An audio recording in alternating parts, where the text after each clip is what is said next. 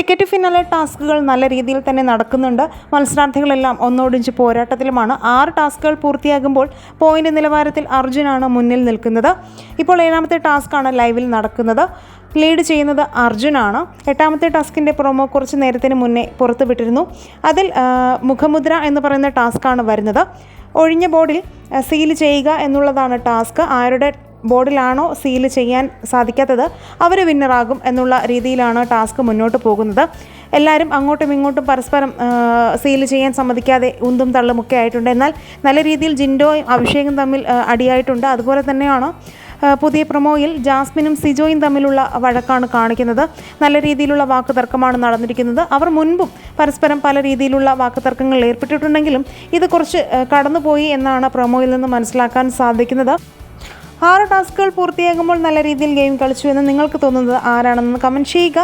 Season 6 top 5 ആരൊക്കെ ഉണ്ടാകുമെന്ന് നിങ്ങൾക്ക് തോന്നുന്നു എന്ന് കമൻറ്റ് ചെയ്യുക. വീഡിയോ ലൈക്ക് ഷെയർ ചെയ്യാനും ചാനൽ സബ്സ്ക്രൈബ് ചെയ്യാനും മറക്കല്ലേ ഫ്രണ്ട്സ്.